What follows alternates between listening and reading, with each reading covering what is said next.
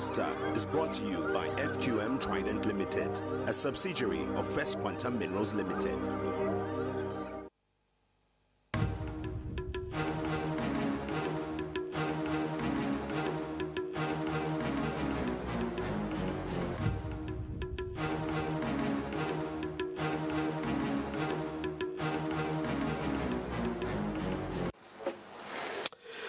Recently, the Lusaka Water Supply and Sanitation Company announced the commencement of water rationing in the capital city due to ongoing load shedding management by ZESCO. The utility company said the decision stems from critical factors of the impacts of drought affecting Southern Africa in general, Zambia included. Lusaka Water Supply and Sanitation Company Managing Director Billy Chiombo explained that the utility company's regular production capacity is approximately 330 million cubic liters of water per day against a demand of 480 million. On tonight's episode of Costa, I speak to Minister of Water Development and Sanitation, Honourable Mike Mposha, MP.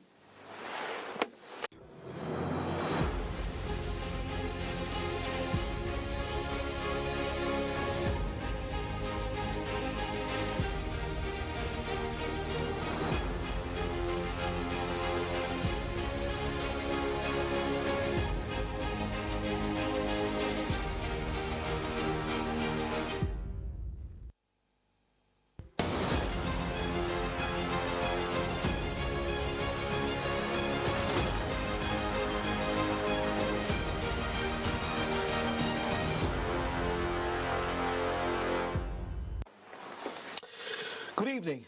My name is Costa Mwansa. This is Costa. My guest, the Minister of Water Development and Sanitation. We discuss a critical aspect of human livelihood, water. Minister, it's a pleasure to have you on the show, and good evening. It's my pleasure. Good evening, Costa, and good evening to our viewers out there. I think let's begin with this critical, situation that we have in the capital city, right now.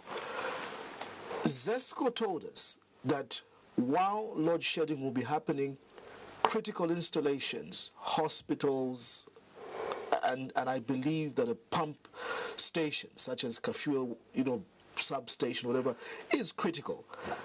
Why do we find ourselves in such a situation where a critical installation such as water reticulation is affected due to load management? Thank you, Costa, for having me here, but also we are starting with a very good and important question. Mm-hmm.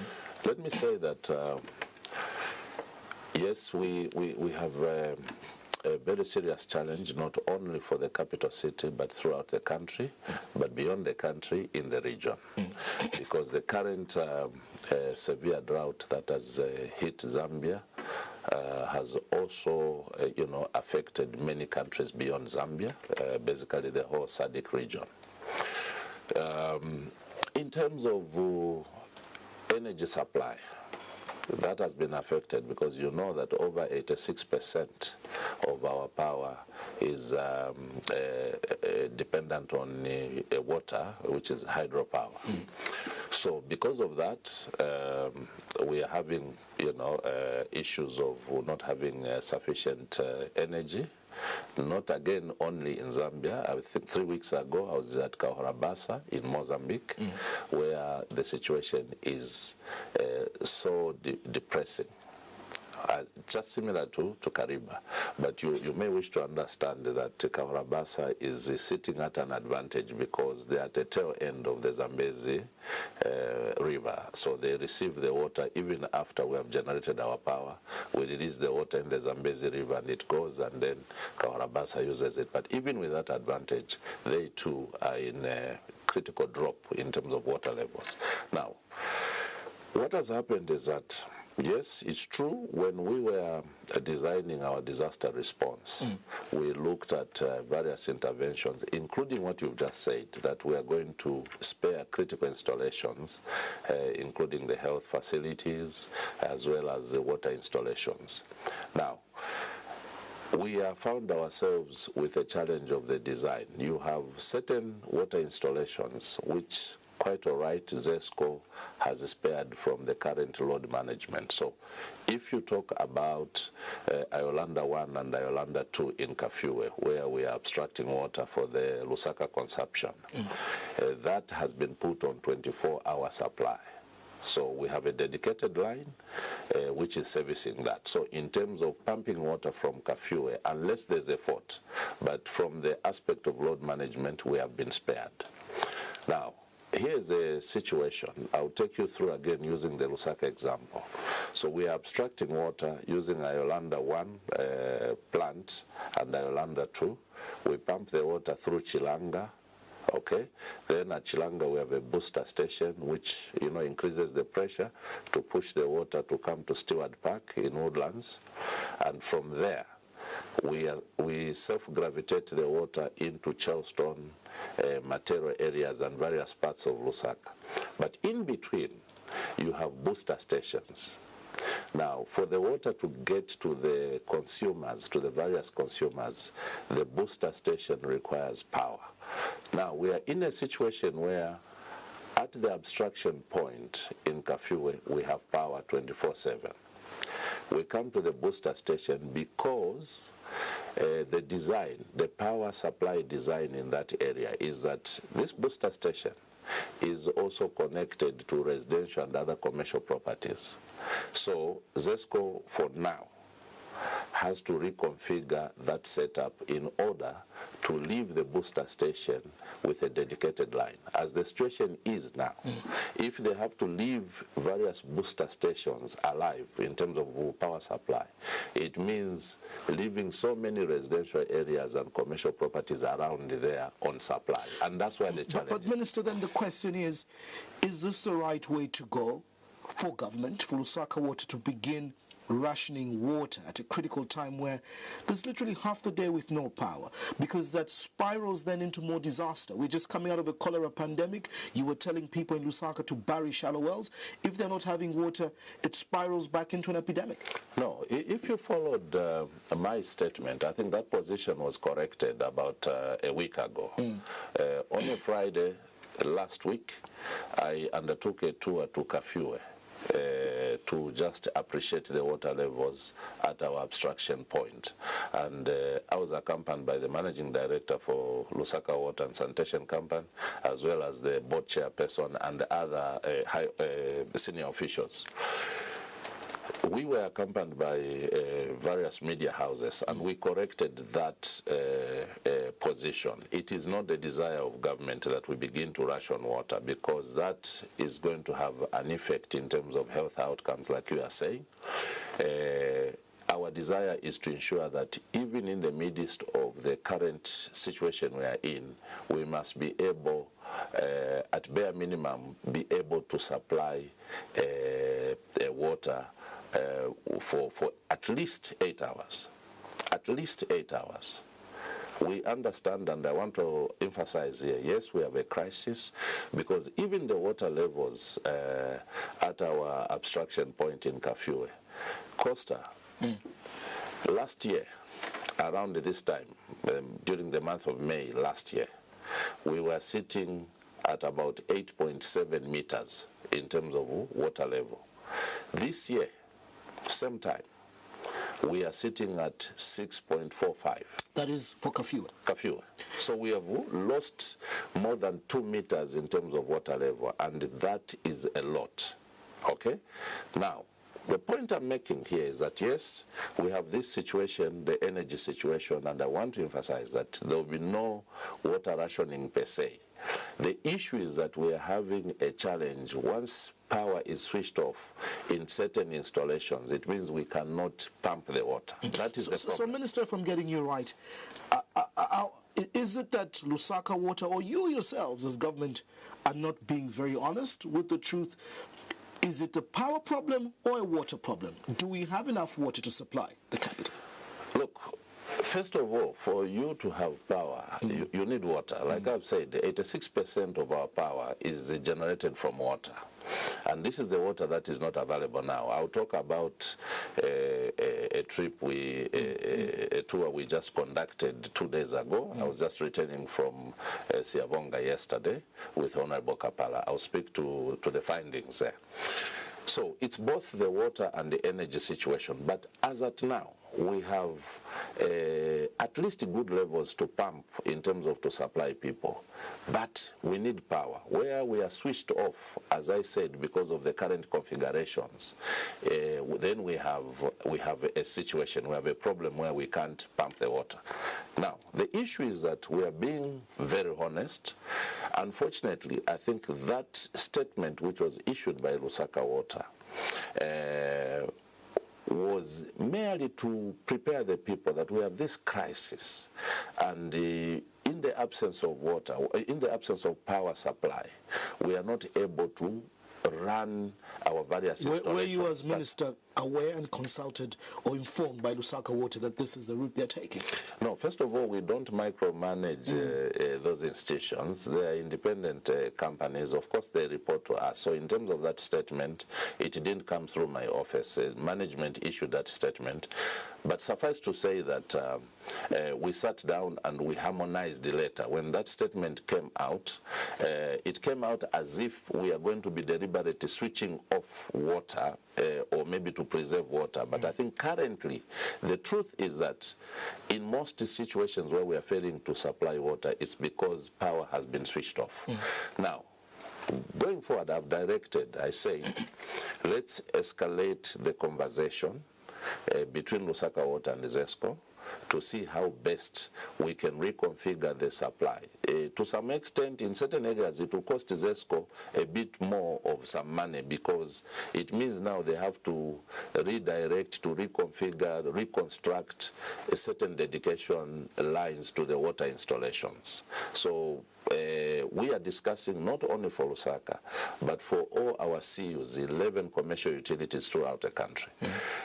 I've since written a letter to the Minister of Energy, and as we speak tomorrow, Monday, the Minister has indicated that he's going to call for a meeting so that we sit in one place with ZESCO. We've given them a list of the areas that must be attended to in terms of trying to give 24-hour supply so that we can continue bringing in water into the reservoirs, from the reservoirs through the pump station, be able to pump and add pressure to take to the residential and commercial areas.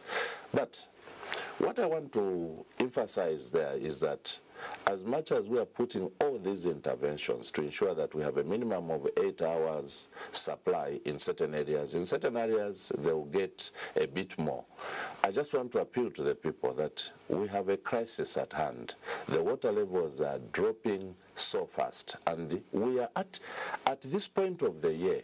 This is where we should be celebrating the water levels, because this should have been the peak in terms of our high water levels. But the levels that we have now are as if we have already gotten into December. And I think our biggest headache as government, our biggest headache as a ministry, is to think of what will happen around July, around August, September. And you know the rainfall pattern now has shifted. We only start receiving rains around December. And I want to also say that this is not just as a result of the current drought this year. Costa, even last year, we did not receive sufficient rains. So in terms of the drop of the water levels, it started last year because we didn't get sufficient rains. So what you're saying, Minister, is that we should be headed for more problems? What I'm saying, as we are going into July, August, when the water levels are expected to be low, are you projecting a more terrible situation than we're in now? I'm projecting a more water stress situation, but I think what will help is that if all of us can act responsibly by conserving water, let's work together to ensure that small leakages are fixed so that at this point, we need each and every drop to get to you as a consumer. But if we are going to continue leaving leakages, if we are going to continue leaving taps running, if we are going to continue leaving the bulbs, on even when we are not using them, different electrical appliances. It means we are putting more pressure on ZESCO to continue producing power, even to appliances that at a particular time could be switched off. So if we can conserve power, we can conserve water, even those that are using water from our ground source, using the boreholes. I want to appeal to them that don't act on the aspect of saying I'm using my own borehole. The water streams down here where we are all drawing the water using boreholes are shared, and they are bound to dry up because the groundwater source as well as the surface water source have not recharged fully. So what will happen is that the water table will go low, and most of the boreholes are likely to fail as we go into October. So it will be just important that we use the water properly, both those who are using boreholes, even those who are connected on our networks.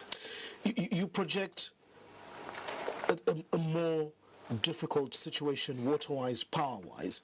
The crisis calls for leadership. A crisis calls for solutions. Have you as a government then really failed to manage this situation? Because what then are you telling people in terms of what is the solution? Because we know, yes, we've been affected by drought, but certainly people look up to leadership. What are you telling us? What is the solution? Very good. We've put various interventions through our drought response to ensure that as much as possible we have water around. So, for example, we are going to maintain about 770 dams just to make sure that the people in the rural areas are having a bit of water for human consumption, for animal watering, and we are going further to also ensure that certain points in our national parks we provide water so that our animals don't die of lack of water. So 770 dams have been identified for maintenance, and we're going to have more dams to be rehabilitated, more than 40 dams to have more intensive works under rehabilitation, and we're going to build to construct more dams. When will this happen, Minister? Is this part of the budget? Because when you look at what your colleagues at Finance are saying, we're now in an austerity where so many projects have been suspended. Is there money in your disaster mitigation? When will these dams really come up? Because this is a life and death situation. Yes, when we were hit by this severe drought situation, the President declared it a disaster and emergency, and then we were directed to quickly sit and propose measures that will assist. So we prepared a budget under the cluster, the water cluster, which also involves livestock, which also involves the Ministry of Health in terms of WASH. So in there, we've proposed all these measures that I'm talking about are proposed in there, and the monies have started rolling from Ministry of Finance, from the Treasury, to ensure that some of the activities start taking place. So we are preparing between now and a more water-stressed period, which will be October. We are looking at putting up some of these immediate interventions, but some of the interventions we've lined up are going to spill over because they are long-term. For example, if you're talking about construction of dams, we will not just construct dams because of this period. We'll construct these dams for a much longer period to come. So, other than the maintenance of dams, the rehabilitation of dams, I've talked about, we are going to also construct water troughs where animals are going to be, fetching water, both wildlife and domestic animals. Then we are also drilling boreholes. So we are improving 500 boreholes in the 84 districts which were declared a disaster. We are going to upgrade non-functional boreholes. These are boreholes that were already constructed. Are these things in the pipeline? Are they going to happen this year, or merely it's the same story that your critics say the UPND is very good at talking with very little action, on the ground? Let me give you an example, Minister. During the cholera epidemic, you set out that people should bury shallow wells and you put water points with tanks. And we've visited certain areas where those tanks do not even have water. You know, Costa, you said critics. What did you expect the critics to do? Is to criticize, isn't it? You're talking about critics here. So if someone is a critic, what do you expect them to do? Is to criticize. Well, they'll critique on fact. First of all, no. Like I've given you an example. No, that is not a fact. First of all, look at it from this context. We had to put emergency measures. We had cholera outbreak from October, and it intensified around December, January. What did we have to do? We provided 235 10-liter tanks, and we said it. Which were not working, Minister. No. They worked. They served its purpose. So what we did was, we said in the interim, we are going to supply water using water bowsers. Now, Costa, you must understand, this is something the so-called critics will not understand, because their mind is biased towards looking for what they can criticize. We made it very clear that that was a short-term measure, because you cannot continue supplying water using water bowsers forever. It's extremely expensive. So during the peak of the cholera outbreak, we supplied water using water bowsers.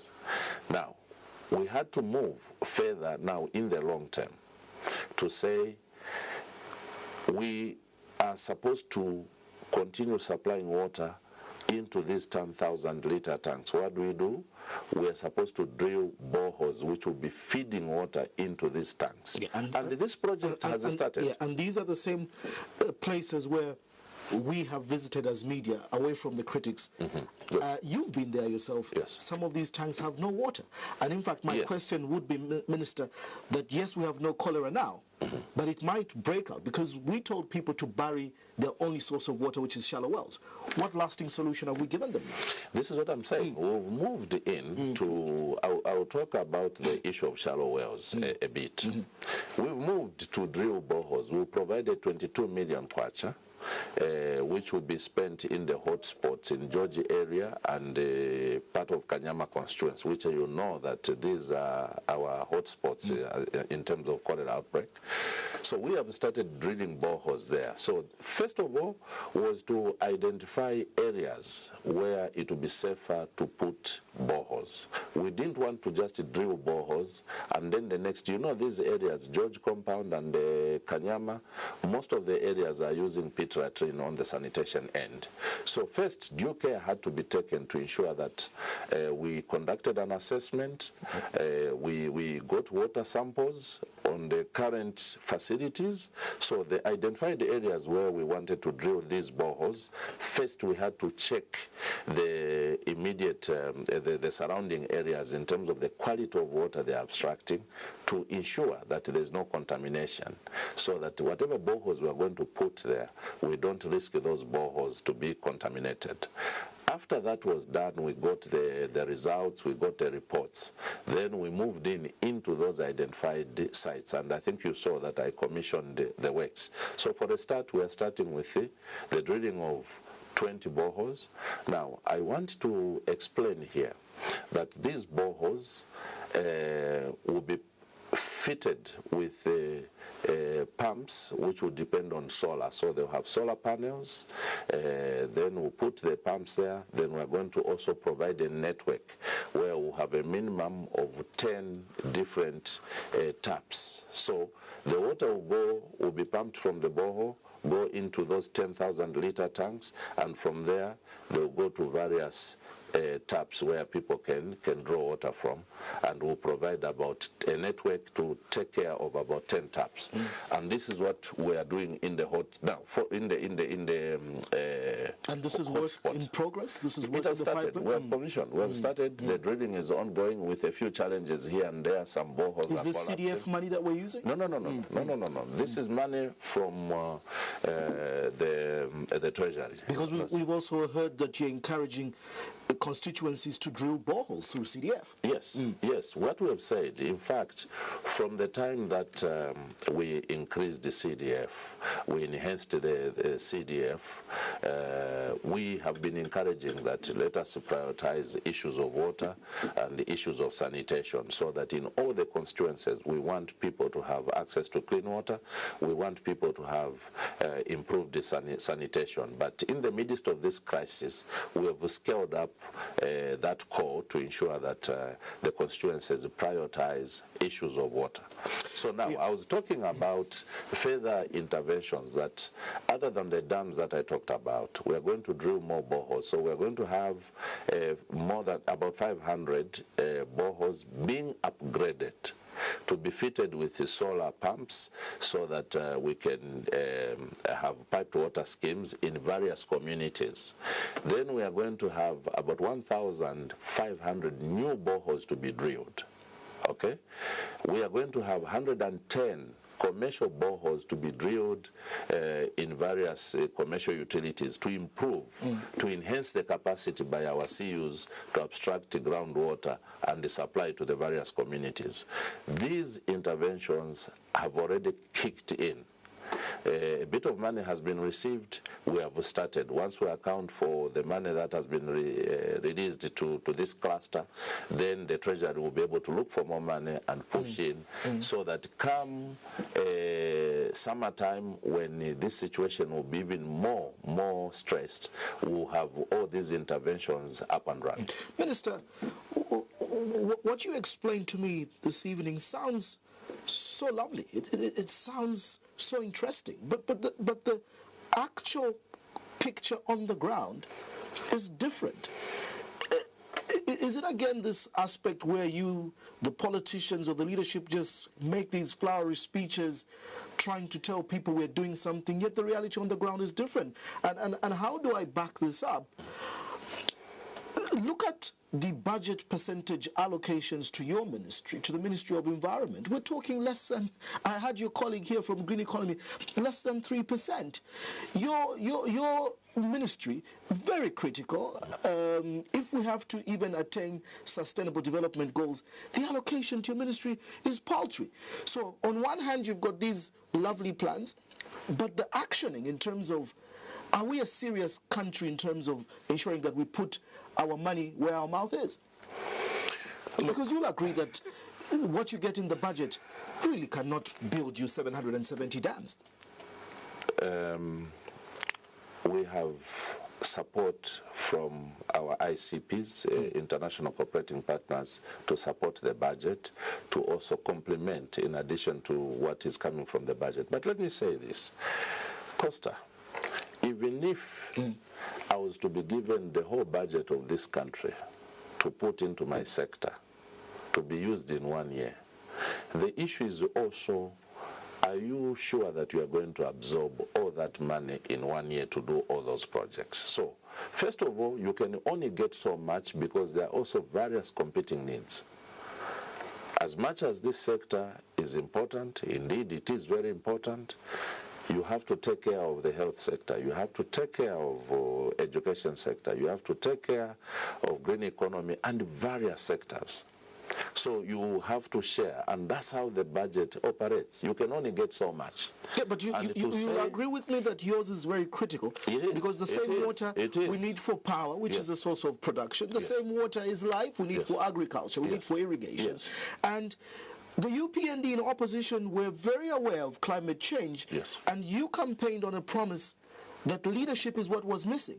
We heard lovely speeches on the floor of Parliament that it's so easy, we should just dam rivers and we have the problem fixed. Why have you failed to do that 2.5 years down the line? No, not that we have failed, not that we have failed. Minister, everything you're telling me is that you have plans. These things have not been done. No, you asked me about the drought response. What plans have you put in place to respond to the crisis? I gave you those answers. Now, if you're talking about the programs away from the current disaster, so let's not mix the issues here. There are issues that there are programs that we've been running to enhance water supply, but there are also programs that we've lined up to respond specifically to the current disaster. Now, you are talking about what have you done in terms of improving the water outlook in the country. You know, we are not just, we've been in government 2.5, almost just over 2.5 years, and so much is being done. I tell you that we have a project, a Kafulafuta Dam project, which you know had stored for a long time. So our plan initially was to pick all the stored projects. Costa, you cannot arrive in government and begin to introduce new projects, leaving the other projects on which so much money had already been contracted in terms of borrowing. So first of all, we had to finish so many projects. I'll tell you, we've concluded, we are almost concluding the Kafulafuta Dam now. That dam is receiving water. We have started harvesting. Some of the areas have even started receiving water from the Kafulafuta Dam. And yet, that's a project that had stored for a long time after the previous government had... Why did it stop? Because of money? No, they contracted 449. That project was worth $449 million. Have you found the money now? Yes, what we did, first of all, in our debt restructuring plan, we had to cancel whatever had not been dispersed towards that project and other projects in the water sector and also other sectors, and started financing the project directly from Ministry of Finance so that we don't increase the debt burden. And that has worked.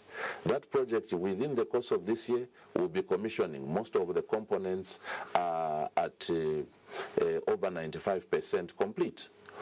We found projects like in Chinsali. Can you imagine, Costa, a project just costing partly 51 million kwacha? Had stored for 3 years. We came in, we completed. The people of Chinsali are receiving water from that project we commissioned. We have gone Mpika project under integrated small towns and sanitation project. We have projects in Mpika, we have projects in Kasama. We have completed the Samfya project, we've completed Mansa, we've completed Mwense, we've completed the Kawambwa. These are projects that are stored heavy amounts of money. We have completed those projects and we are just waiting to set dates for commissioning, and the people have already started because we are doing the testings and the people are already receiving water from there. So it's not true that we are just talking and nothing has happened. So much has happened. You can talk about Western Province again on the same projects. We are done. We are almost done with Kaoma. We are at 90%. Again, these are projects that are strong. But when I hear you Let me finish. So we are almost done. We are over 90% in Kaoma. We had a few challenges. The contractor has gone back on site. Sesheke, we are sitting at 75%. We have had the technical challenges in terms of filtration issues, materials for filtration, but we've resolved. We hope that we can run very quickly and finish Sesheke, go to Senanga, and Mongu too is finishing. So these are projects that are completely slowed down. So what I hear you saying is you are basically working on completion of projects that you found. That's what you're saying. We've introduced new projects, but you have to we've finish. Also had to finish the projects on which so much money was spent. In Kazungula, I was doing the groundbreaking for a project there early last year, and it has moved. It's closer to 60% complete. So the whole Kazungula will have. So Minister, just to be clear, when you speak of these projects, what exactly are we talking about? Are these water harvesting plants, or these are reticulation systems? Or Very good. When you say projects, very good. So these are water supply projects. So we are building treatment plants, so abstraction points, treatment plants, and reservoirs, and then supply network. Then we are also providing sanitation projects, like in Mbala, we just finished a sewer pond project, and what is awaiting now is to build more sanitation facilities to feed into there. In Kwacha, in Kitwe, you saw where the president went to commission the sanitation facilities in an area where since independence, I went there to do the groundbreaking, I went there to inspect the progress of the works, And the message that was coming from the people said, this government, moneni, you know, those are small plots. And they were telling us, moneni mo tuikalamono, these are small plots, and we've been digging around to put pit rat in. So they'll dig this at this point, put a pit rat in. Within 6 months, it's full. They have to find another point. And they reached a point where the yard was over, you know, utilized.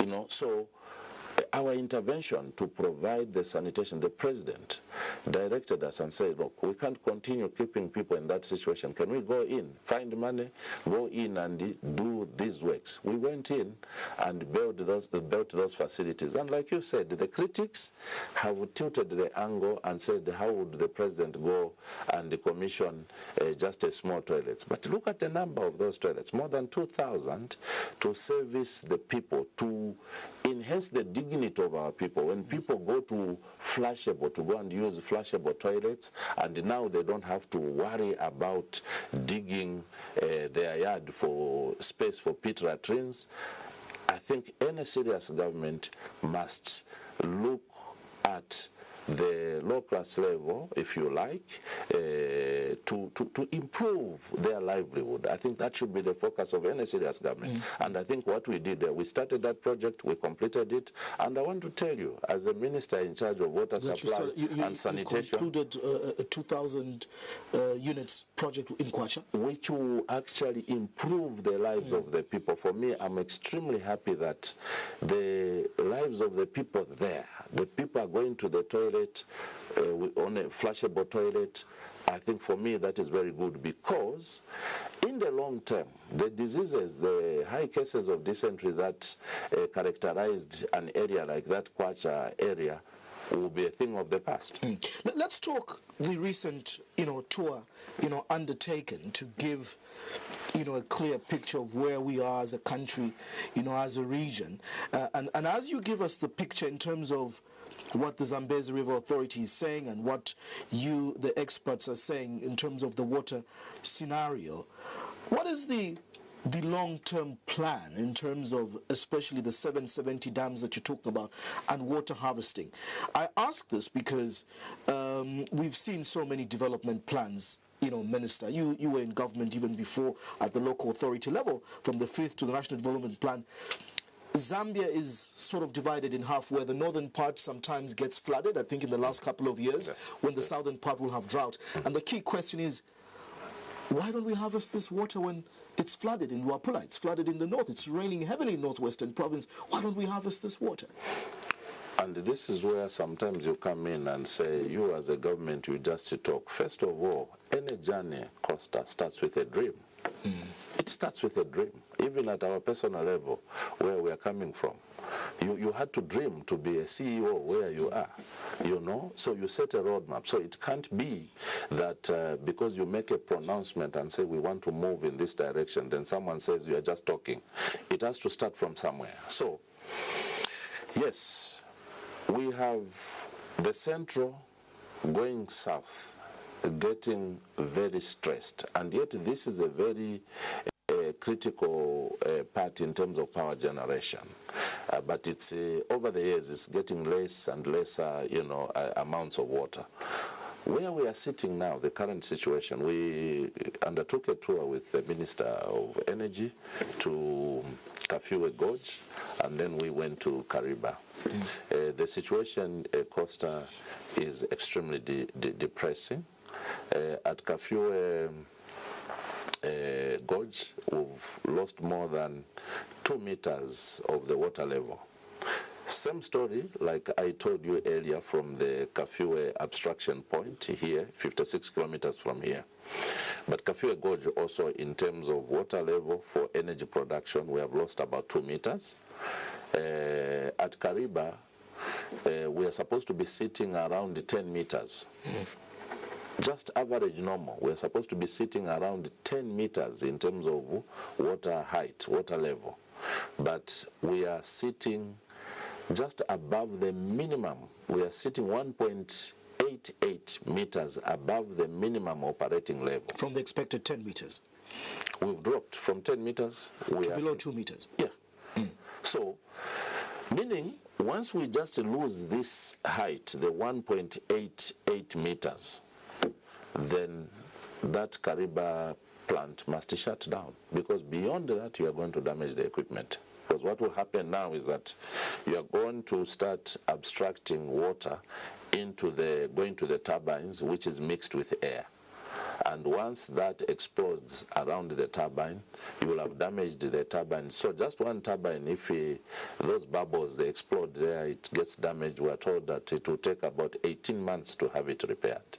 So the issue is that they must abstract water which is clear of air. But the moment we drop to below that 1.88 level where we are sitting now, it means you start abstracting air. So that is a challenge. So this is why I was saying that with this drop of water, between now and December this year, Zambezi River Authority indicated that they are only expecting 17 billion cubic meters of water. Not more than that, unless a miracle happens. Now, against what? Against the expected average harvest of water of 40 billion cubic meters. So you can see the difference between 40 billion and just a normal rain harvest per year is supposed to give us about 40 billion cubic meters. But this year we are only expecting about 17 billion cubic meters. So this is a crisis. Now, coming to your question, are there plans to ensure that this situation is salvaged in the long term? And this is why I was saying that we need to dream.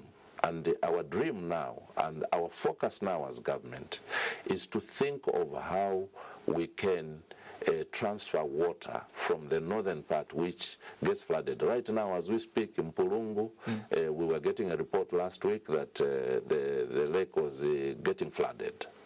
So we are looking at Ruapula, moving water, channeling water from Ruapula, bringing it down to southern part so that we can enhance energy. Sorry, I'll need to push you a bit, Minister. So when are we waking up from this dream?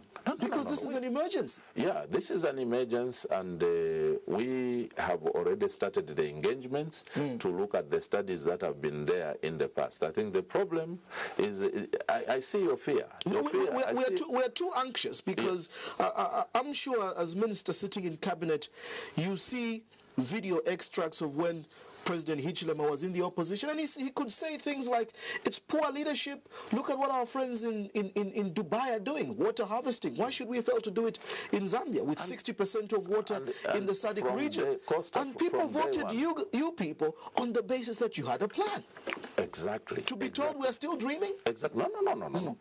I used that, the dreaming, to say that when you are taking off with any plan, whether business, you must have a dream. There must be a blueprint. So the president from day one, when we started the conversation, gave us marching orders to say we must think big about how we can bring the water. This crisis has happened, but there have already been these discussions in terms of how can we work around bringing the water from the northern part, bringing it into the southern part for energy generation.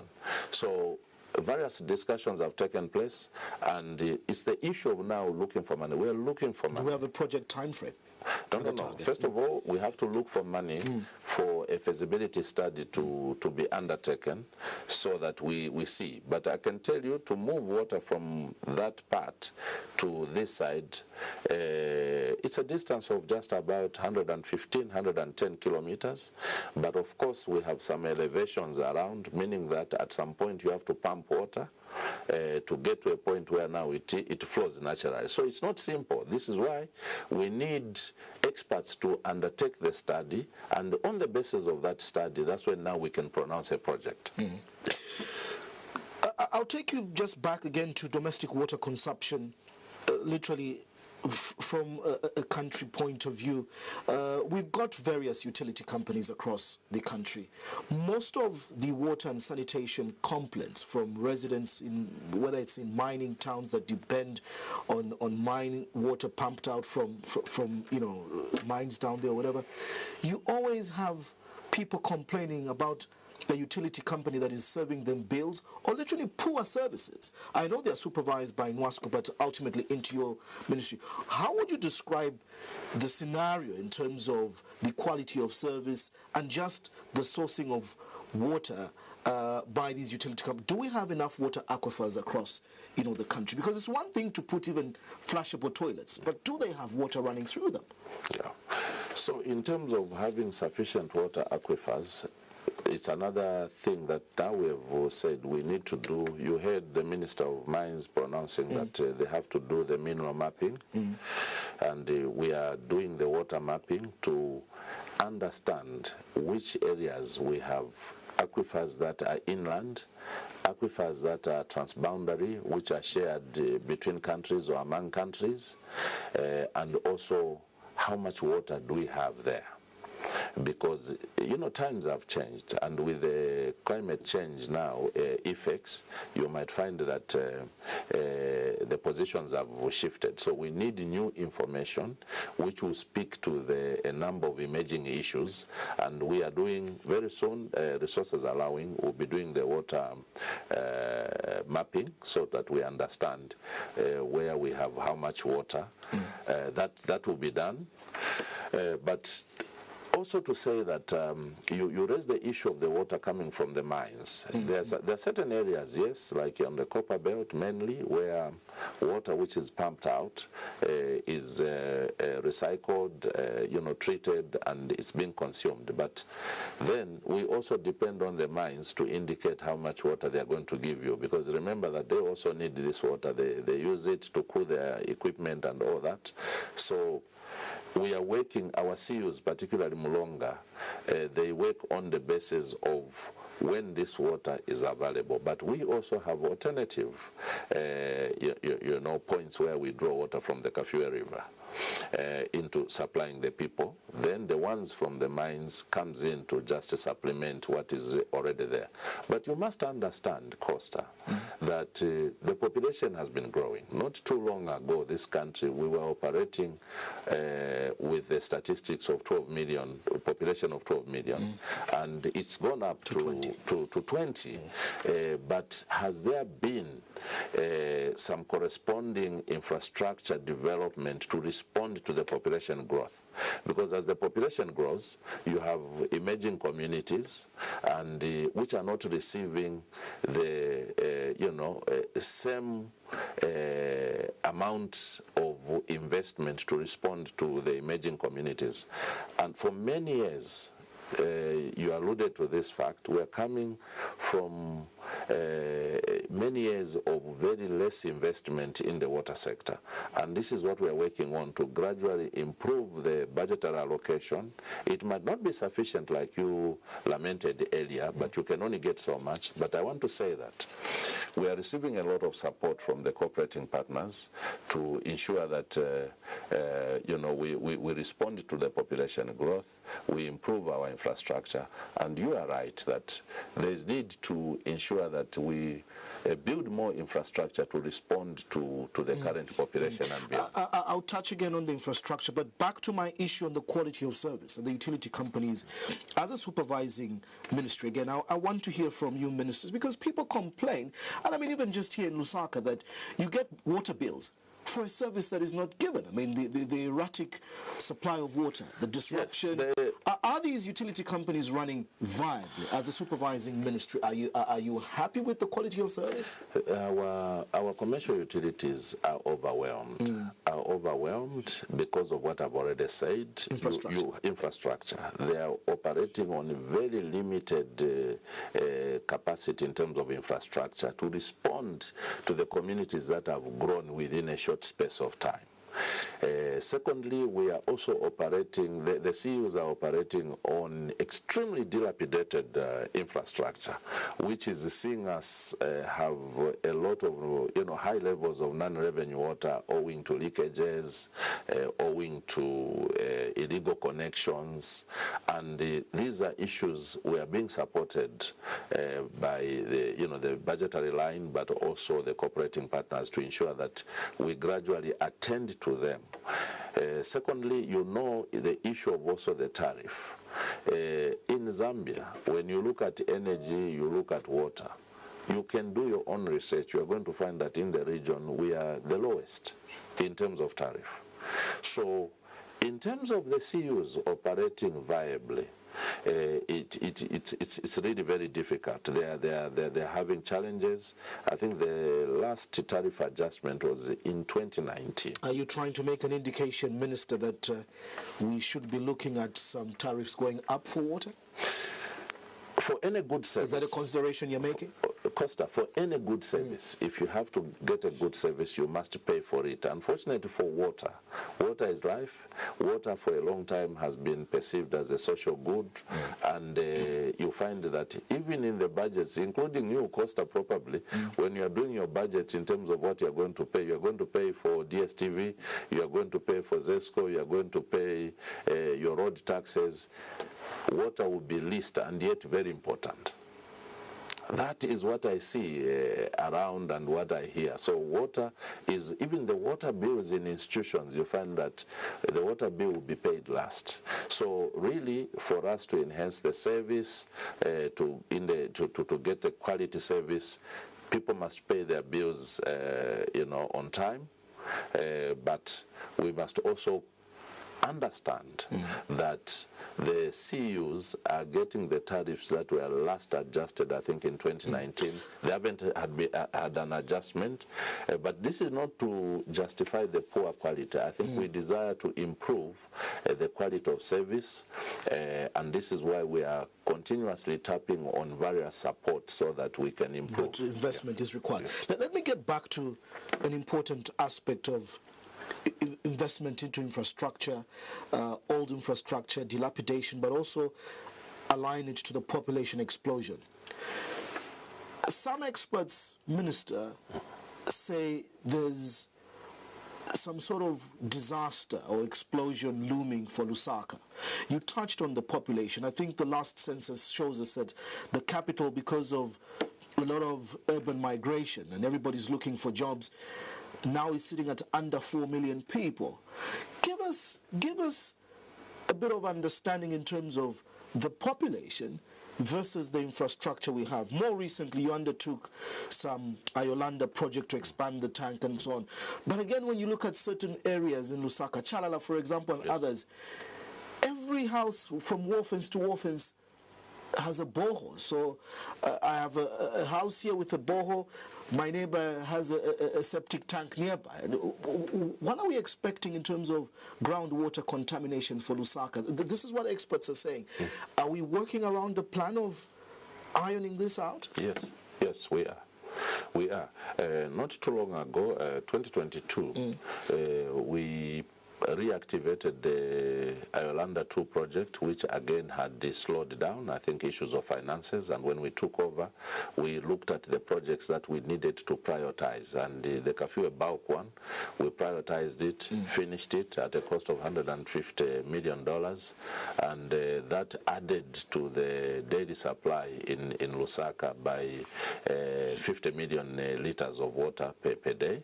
And that really helped. Imagine if we had not finished that project with the cholera situation that had hit us, probably it was going to be worse.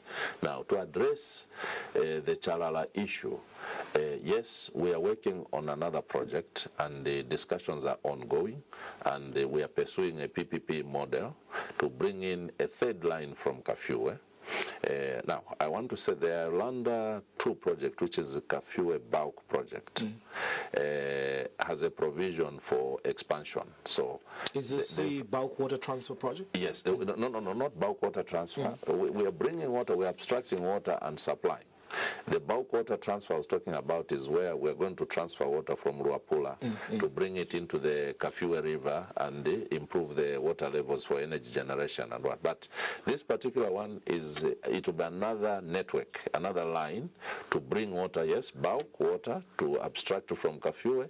So we're going to add more pumps on the already built infrastructure under Kafue bulk. So this will be like Kafue bulk 2, if you like. Put more pumps there, abstract more water, bring into Lusaka, dedicate it in that area of Cholera. So we want to deal with that problem because we are sitting on a disaster, like you said, and the experts are right that most of the plots there are 20 by 30, which is 600 square meters, and within there you have sanitation facilities, you have a borehole, meaning underground there the sanitation and the water supply are mixing. So to sort out that problem, the thinking around is to bring another line which will be dedicated now to that area, going all the way to the M phase, because that M phase coming up, they will need water. Most of the industries there will need water. So we are working on this. We are already discussing. The PPP Council has already been handling this, and it will be too early to preempt in terms of the details because discussions are underway, and we are hoping that this can take off very quickly, and it's something that the President is pursuing very closely. We've been engaging. He's been giving me various points on how we must deal with this to bring this third line to sort out the cholera problem.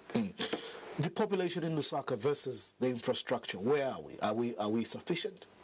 No. We're far from it. We are not. Give us a picture. We have a deficit. We have quite a big deficit, and this is where when we bring in this one, this will not be the only one. We are looking for well fields also to develop other well fields where we can abstract water using boreholes and add to the supply. So we still have areas that still do not have piped water? Yes, we have areas that don't have piped water, particularly the peri-urban areas. But what we've done is that we've provided alternative supply. And this is where, when you touched on the issue of burying shallow wells, again, I want our people to understand that the dependence on shallow wells is not entirely because there's no water being provided for them. In the peri-urban areas, Costa, I wish one of these days we could just dedicate some time to go in the field, and with a lot of information you are having from the experts, you are going to appreciate more what we've provided in these communities. So in most of these communities, we've provided water trusts, so there are communities that run facilities under Lusaka Water. We've also provided kiosks to supply water. Now, this water has to be bought, a certain ways for 20 liters. So what people would opt to do, they would buy 20, 40 liters and put for their consumption, and then go into the shallow wells and use the shallow wells for water from the shallow wells for cleaning their kitchen utensils for washing. And through that, they end up contaminating their food one way or another, contaminating their hands, because if you've been touching water from the shallow wells, which is contaminated, for breast mothers, they come and they start breasting the child. It means you somehow, as long as there's contact, you will have transferred germs to a child. Before you know it, there are high cases of diarrhea. So the issue is also to avoid buying the water from the kiosks. Unfortunately, Costa, to supply water, even at a time when we didn't have the load shedding, one of the cost drivers in the water sector is energy.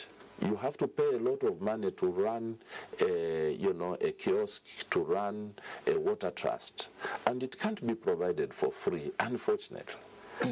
Now, of course, others will look at issues like the Sustainable Development Goals, or we are 60 years of independence, yet we live in a country with so many water sources, but people cannot have a basic human right of clean, safe, drinking water. You've tried to give a scenario within cities or peri-urban areas. We have another problem. I know that you've undertaken tours yourself. You took, news crews to just check around the country. I'm aware of that. Human animal conflict in certain water sources in the villages, women being, attacked by crocodiles or sharing water sources with animals. What are we doing about that? Yeah, obviously it's also improving the infrastructure where human beings should draw water, because what would happen is that where people don't have, water points, they go to the rivers to draw water, and we've lost lives, and it shouldn't be the case. I think it's one thing, again, you talked about water sources. It's one thing to have all these, vast water sources, but they require infrastructure development. We need to put in money to develop infrastructure which will facilitate the abstraction of water and transmitting of the water to where the people are, away from where you continue having this animal, human-animal conflicts. So we need more money, and we are appealing for support that we must put, projects in various points where, people begin to have, water being supplied to them. And this brings us to the point that you raised earlier, that you've been urging people to prioritize water supply in the CDF. And this is what we've been doing, that with the CDF being provided, let's ensure that the communities have water. Now, first of all, under CDF, the people have the power themselves to decide what they want. Now, sometimes you find that people tell you, oh, we want roads, we want schools, we want a police post there, we want a health center there. And because they're the ones that are choosing through the Water Development Committees, you jot down, they've voted for these projects, and you lined up these projects, the money, the projects have been attached to the various monies, so you've exhausted the infrastructure component. Then later on, they come to them on TV and say, we don't have water in that area, forgetting that they're the ones that were choosing projects without prioritizing the issue of water. So our appeal here is that our residents, our citizens, have the power to choose what projects they want under the CDF. And in there, they must ensure that they prioritize the issues of water supply. They must prioritize the issues of sanitation in public places. Finally, Minister, I want to take advantage of finding out, as we look at the changing times of climate change, drought, but also there have been global innovations around smart toilets and sort of, there was a project launched in Lusaka as a pilot. It should have been, I think, in Kalingalinga Mtendere by Lusaka Water, to provide toilets. Then the fecal matter would be harvested for biogas or things like that. Are we pursuing those avenues of having these innovations around smart toilets and improving sanitation conditions on harvesting waste for biogas? Yes, we are doing that under Northwestern Water and Solwezi. Even in Lusaka here, we were assisted by the European Union, World Bank. There's a facility in Chunga where the waste is collected from George Kanyama and deposited there, and it's being harvested for biogas, and what remains there is also treated and used as manure. So that is already happening, but we want to expand it in the various commercial utilities in the various districts, various provinces. But I also want to say that like I said earlier, the high cost drivers in the water sector is energy and chemicals. Most of the chemicals we are using to treat water, ammonium sulfate for clearing the color, if you like, of the water, all that chlorine for ensuring that the water is clear of germs or any contamination. All these are imported and at a high cost.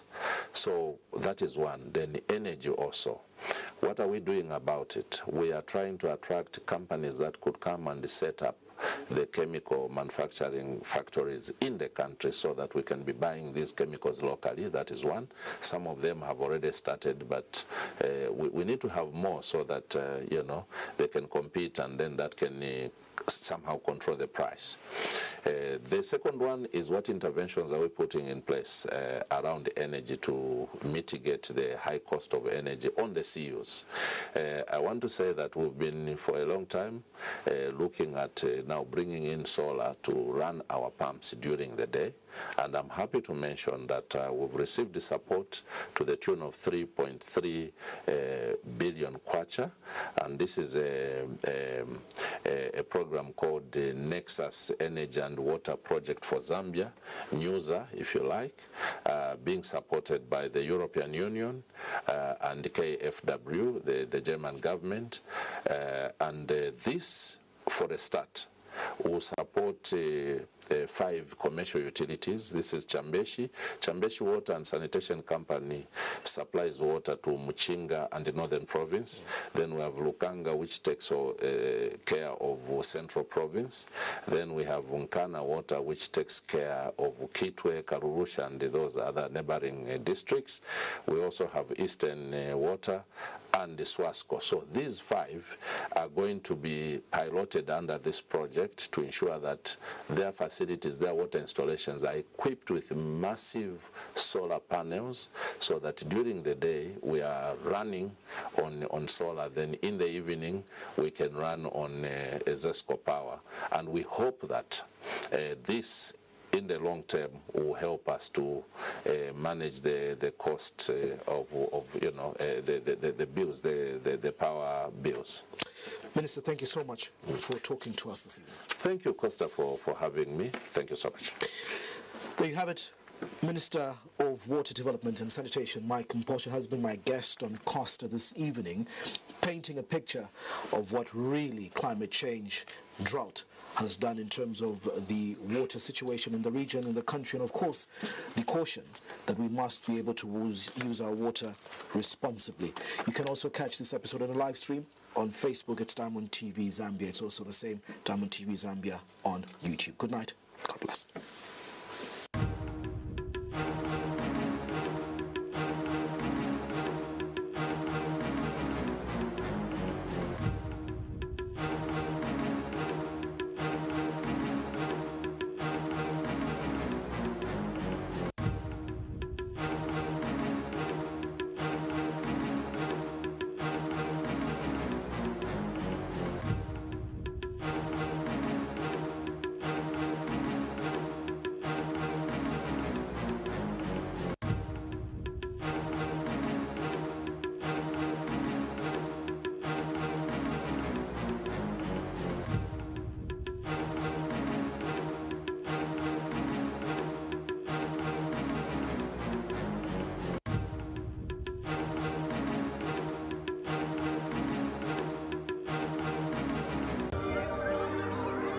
Costa was brought to you by FQM Trident Limited, a subsidiary of First Quantum Minerals Limited.